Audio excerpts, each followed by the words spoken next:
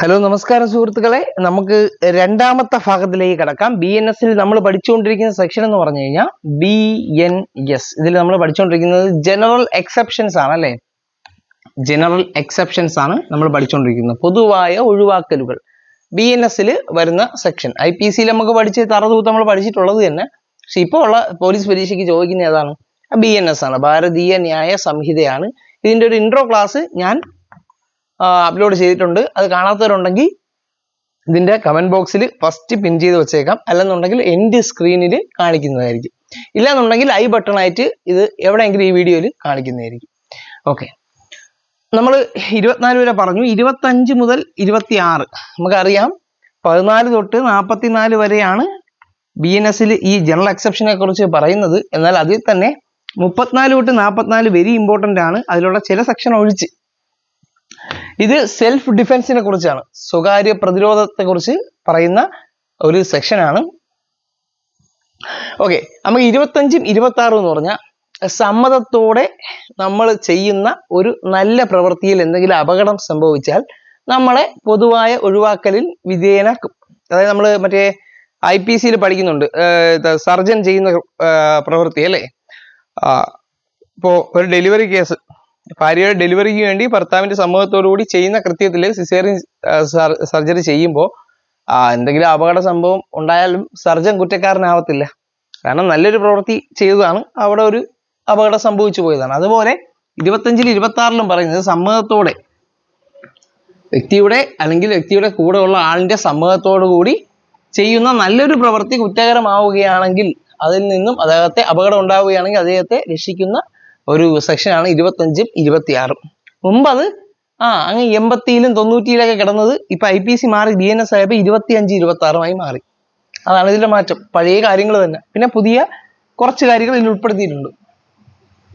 27 ഒരു കുട്ടിയുടെയോ അല്ലെങ്കിൽ ചിത്തഭ്രമം ബാധിച്ച ഒരാളുടെയോ കാര്യത്തിലാണെങ്കിൽ അവർക്ക് ഒരു ഗാർഡിയൻ കാണും അല്ലെ, രക്ഷിതാവ്. അപ്പൊ രക്ഷിതാവിന്റെ സമ്മതത്തോടു കൂടി കുട്ടിയുടെയോ ചിത്തഭ്രമം ബാധിച്ച വ്യക്തിയുടെയോ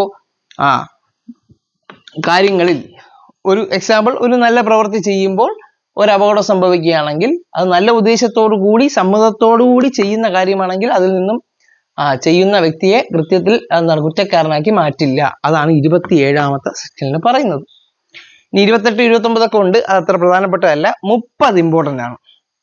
സമ്മതമില്ലാതെ, ഇത്രയും നേരം ഞാൻ പറഞ്ഞത് സമ്മതമുള്ള കാര്യങ്ങളാണ്. സമ്മതമില്ലാതെ കൃത്യം ചെയ്യുമ്പോൾ, സർജറിയുടെ എക്സാമ്പിൾ എടുക്കാം. സമ്മതമില്ലാതെ ഒരു സർജൻ ഒരു സർജറി ചെയ്യുകയാണെങ്കിൽ അതിൽ അദ്ദേഹത്തെ കുറ്റക്കാരനല്ലാതാക്കി മാറ്റും. എങ്ങനെയാണെന്ന് അറിയോ? ചെയ്യുന്ന ഉദ്ദേശ ലക്ഷ്യം ശരിയാണെങ്കിൽ. ചില സമയത്ത് നമുക്കറിയാം, നമ്മൾ അതിൽ ഞാൻ ഒരു എക്സാമ്പിൾ മുമ്പ് വീഡിയോയിൽ പറഞ്ഞിട്ടുണ്ടായിരുന്നു.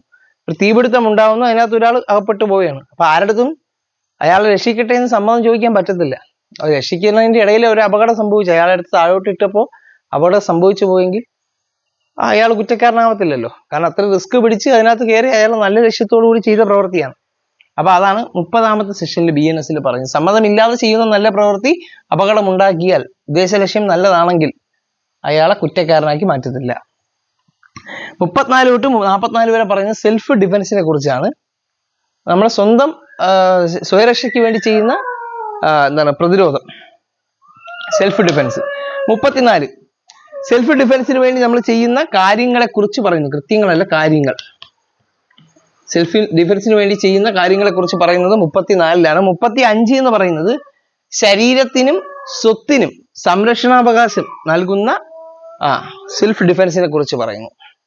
ശരീരത്തിനും സ്വത്തിനും സംരക്ഷണാവകാശം, സെൽഫ് ഡിഫെൻസിന് വേണ്ടി ശരീരത്തിനോ സ്വത്തിനോ വേണ്ടി നമ്മൾ സെൽഫ് ഡിഫെൻസ് ചെയ്യുമ്പോൾ ഉള്ള സംരക്ഷണ അവകാശത്തെ കുറിച്ച് പറയുന്നത് 35ാമത്തെ വിഭാഗത്തിലാണ്. 36 മാനസികാവസ്ഥ ഇല്ലാത്ത ഒരാളുടെ മേൽ നമ്മൾ സെൽഫ് ഡിഫെൻസ് എടുക്കുന്ന കാര്യങ്ങളാണ് പറയുന്നത്. സ്ഥിരത, മാനസികാവസ്ഥ ഇല്ലാത്ത ഒരാളുടെ അടുത്ത് നമ്മൾ ചെയ്യുന്ന സെൽഫ് ഡിഫെൻസിനെ കുറിച്ച് പറയുന്നു. 37 എന്ന് പറയുന്നത് സെൽഫ് ഡിഫെൻസ്, ഈ പറയുന്ന കാര്യങ്ങളിൽ സെൽഫ് ഡിഫെൻസ് അവകാശം ഇല്ലാത്ത കാര്യങ്ങളാണ്. ഏതൊക്കെ കാര്യങ്ങളിൽ സെൽഫ് ഡിഫെൻസ്, നമ്മൾ സ്വകാര്യ പ്രതിരോധം ചെയ്യാൻ പറ്റൂല, സ്വന്തമായിട്ടുള്ള പ്രതിരോധം ചെയ്യാൻ പറ്റത്തില്ല, ആ ഒരു കാര്യങ്ങളാണ്. അതിന് സെൽഫ് ഡിഫെൻസ് ചെയ്യാൻ പറ്റാത്ത അവകാശങ്ങളെ കുറിച്ച് 37-ൽ പറയുന്നു. ഇനി 38 സെൽഫ് ഡിഫൻസ് കാരണം എന്തെങ്കിലും ഒരാൾക്ക് അതുമൂലം സെൽഫ് ഡിഫൻസിന് വേണ്ടി സ്വകാര്യമായി നമ്മുടെ പ്രതിരോധം ചെയ്യുന്നത് വഴി അതൊരു മരണത്തിലേക്ക് വ്യാപിക്കുകയാണെങ്കിൽ അതിനെക്കുറിച്ച് പറയുന്നത് 38. ഒരാളെ എന്നെ കുത്താൻ വരികയാണ്, അയാളെ ഞാൻ ആ കത്തി വെച്ച് തിരിച്ച് പ്രതിരോധിക്കുമ്പോൾ ആ കത്തി കൊണ്ട് അയാളെ കൊങ്ങയ്ക്ക് കുത്തി അയാൾ മരണപ്പെടുകയാണെങ്കിൽ അതിനെക്കുറിച്ചുള്ള കാര്യങ്ങൾ 38 പറയുന്നു. ഇനി മരണപ്പെട്ടില്ല എന്നാൽ ഗുരുതരമായ പരിക്കുകൾ എതിരാളിക്ക് ഉണ്ടാവുകയാണെങ്കിൽ അതിനെക്കുറിച്ച് 39 പറയുന്നു. ഇനി 41 40 ഞാൻ ഉൾപ്പെടുത്തുന്നില്ല. 40 വേറൊന്നുമില്ല, ഈ സ്വകാര്യ പ്രതിരോധവുമായി ബന്ധപ്പെട്ട് അതിന്റെ കാര്യങ്ങളുടെ തുടർച്ചയായ കാര്യങ്ങളാണ് പറയുന്നത്. അതിന്റെ തുടക്കവും തുടർച്ചയെന്ന് പറയും 40. ശരീരത്തിന് സംരക്ഷണം നൽകുന്ന സ്വകാര്യ പ്രതിരോധത്തിന് അതിന്റെ തുടർച്ചയും തുടക്കവും തുടർച്ചയും കേട്ടോ, അത് വേണ്ട, ഇമ്പോർട്ടൻ്റ് അല്ല. ആ സെയിം ആർട്ടിക്കിൾ ഇനിയും വരും. 39. ഇനി 41 എന്ന് പറയുന്നത് സ്വത്ത് സംരക്ഷണത്തിന് നമ്മൾ സ്വകാര്യ പ്രതിരോധം നടത്തുമ്പോൾ ഉണ്ടാവുന്ന മരണം, ആ പ്രതിരോധം മരണത്തിലേക്ക് വ്യാപിക്കുമ്പോൾ. ഇത്ര നേരം പറഞ്ഞത് ശരീരത്തിനെ കുറിച്ചുള്ള കാര്യങ്ങളാണ് ഇത് രണ്ടിലും പറഞ്ഞത്. സ്വത്തിനെ കുറിച്ച് വരുമ്പോൾ സ്വത്തിന് വേണ്ടി നമ്മൾ സെൽഫ് ഡിഫൻസ് ചെയ്യുമ്പോൾ അതൊരു മരണത്തിനിടയാക്കിയാൽ, പിന്നെ മരണത്തിനിടയാക്കാതെ അതൊരു ഗുരുതരമായ ഹാനിയിലേക്ക് നയിച്ചാൽ, അപകടത്തിലേക്ക് നയിച്ചാൽ അത് 42 പറയുന്നു.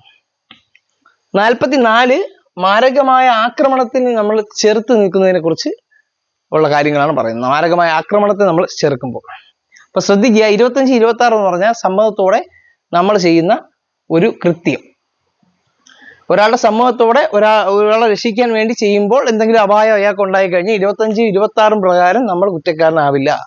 27 എന്ന് പറഞ്ഞ ഒരു കുട്ടിയുടെയോ ഒരു ചിത്തഭ്രമം ബാധിച്ച ആളുടെയോ സംരക്ഷണത്തിനായി നമ്മൾ ചെയ്യുന്ന കൃത്യം ഒരു രക്ഷകർത്താവിന്റെ സമ്മതത്തോടെ ആണെങ്കിൽ അതിലെന്തെങ്കിലും അപായം ഉണ്ടായാൽ നമ്മൾ കുറ്റക്കാരനാവില്ല. 30 സമ്മതമില്ലാതെ ചെയ്യുന്ന കൃത്യങ്ങൾ. ഞാൻ പറഞ്ഞു, ഒരു തീപിടുത്തം ഉണ്ടാവുന്ന അതിനകത്ത് ഒരാളെ അകപ്പെട്ട് കിടക്കുകയാണ്, നമുക്ക് ആരുടെ സമ്മതം ചോദിക്കാൻ പറ്റൂല. അയാളെ രക്ഷിക്കാൻ വേണ്ടി ഉദ്ദേശ ലക്ഷ്യം നല്ലതായിട്ട് നമ്മൾ ചെയ്യുന്ന കൃത്യത്തിൽ ഒരു അപകടം ഉണ്ടായി കഴിഞ്ഞാൽ നമ്മൾ കുറ്റക്കാരനാവത്തില്ല. അത് 30. 34 തൊട്ട് 44 വരെ സ്വകാര്യ പ്രതിരോധം, അല്ലെന്നുണ്ടെങ്കിൽ സെൽഫ് ഡിഫൻസ് എന്ന് വേണമെങ്കിൽ പറയാം കേട്ടോ. അപ്പൊ 34 ഈ സ്വകാര്യ പ്രതിരോധത്തിന് വേണ്ടിയിട്ട് നമ്മൾ ചെയ്യുന്ന കാര്യങ്ങളെ കുറിച്ച് പറയുന്നു. 35 എന്ന് പറഞ്ഞാൽ ശരീരത്തിനും സ്വത്തിനും വേണ്ടി നമുക്കുള്ള സ്വകാര്യ പ്രതിരോധത്തിന്റെ സംരക്ഷണ അവകാശങ്ങളെ കുറിച്ച് പറയുന്നു. 36 പറയുന്ന മാനസിക അവസ്ഥ ഇല്ലാത്ത ഒരാൾക്കെതിരെ നമ്മൾ ചെയ്യുന്ന സ്വകാര്യ പ്രതിരോധത്തെ കുറിച്ച് പറയുന്നു. 37 നമുക്ക് സ്വകാര്യ പ്രതിരോധത്തിന് ഇല്ലാത്ത അവകാശങ്ങൾ, ഏതൊക്കെ സമയത്താണ് സ്വകാര്യ പ്രതിരോധം നമുക്ക് ചെയ്യാൻ പാടില്ലാത്തത് എന്നതിനെ കുറിച്ച് പറയുന്നത്. 37, 38 ഇത് മൂലം ശരീരത്തിനെതിരെ ഉള്ള ഒരു ആക്രമണത്തിൽ നിന്ന് നമ്മൾ ചെറുത്തുനിൽപ്പ് നടത്തുമ്പോൾ അതൊരു എന്താണ് മരണത്തിലേക്ക് നയിക്കുകയാണെങ്കിൽ അതിനെക്കുറിച്ച് പറയുന്നത് 38. 39 ഇത് മരണമല്ല, ഗുരുതരമായ പരിക്കുകൾ, ഒരാളെന്നെ കുത്താൻ വരികയാണെങ്കിൽ ഞാൻ തിരിച്ച് പ്രതിരോധിക്കുമ്പോൾ അയാൾക്ക് കഠിനമായ മുറിവുകൾ ഉണ്ടാവുകയാണെങ്കിൽ അതിനെക്കുറിച്ച് 39 പറയുന്നു. 41 സ്വത്തും മരണവും, സ്വത്തിന് വേണ്ടിയുള്ള പ്രതിരോധം, അതിനു വേണ്ടിയുള്ള സെൽഫ് ഡിഫൻസ് നടത്തുമ്പോൾ അതൊരു മരണത്തിനിടയാക്കിയാൽ. 42 അത് മരണമാവാതെ ഗുരുതരമായ ഒരു ഹാനിയിലേക്ക് നയിച്ചു കഴിഞ്ഞാൽ 42 അതിനെക്കുറിച്ച് പറയുന്നു. സ്വത്തിന് വേണ്ടിയുള്ള ആക്രമണത്തിൽ നമ്മൾ നടത്തുന്ന പ്രതിരോധം. ഇനി 44 മാരകമായ ആക്രമണം നമുക്ക് നേരെ ഉണ്ടാവുകയാണെങ്കിൽ അതിന് വേണ്ടിയിട്ടുള്ള പ്രതിരോധത്തെ കുറിച്ചാണ് 44 പറയുന്നത്. ഇനി ഇവിടെ ഞാൻ പറയാതെ വിട്ടത് 40ഉം 43 അല്ലേ. 40 എന്ന് പറഞ്ഞാൽ ശരീരത്തിനെതിരായ ആക്രമണത്തിന് നമ്മൾ നടത്തുന്ന സ്വയം പ്രതിരോധം, അതിന്റെ തുടക്കവും തുടർച്ചയും 40 പ്രതിപാദിക്കുന്നു. 43 സ്വത്തിന് വേണ്ടിയിട്ടുള്ള ആക്രമണത്തിൽ നിന്ന് നമ്മൾ നടത്തുന്ന സെൽഫ് ഡിഫൻസിന്റെ തുടക്കവും തുടർച്ചയും. ഇത്രയാണ് അതിന്റെ പോയിന്റ്. ഇത്രയും പോയിന്റ് പഠിച്ചു കഴിഞ്ഞാൽ ആ ഒരു ഫസ്റ്റ് പാർട്ട് കഴിയും. ഇനി അടുത്തത് ഒഫൻസ് എഗൻസ്റ്റ് ബോഡി, ശരീരത്തിനെതിരായ കുറ്റകൃത്യങ്ങളെ കുറിച്ചുള്ള ടോപ്പിക്കാണ് അടുത്ത ക്ലാസ്സിൽ എടുക്കാം.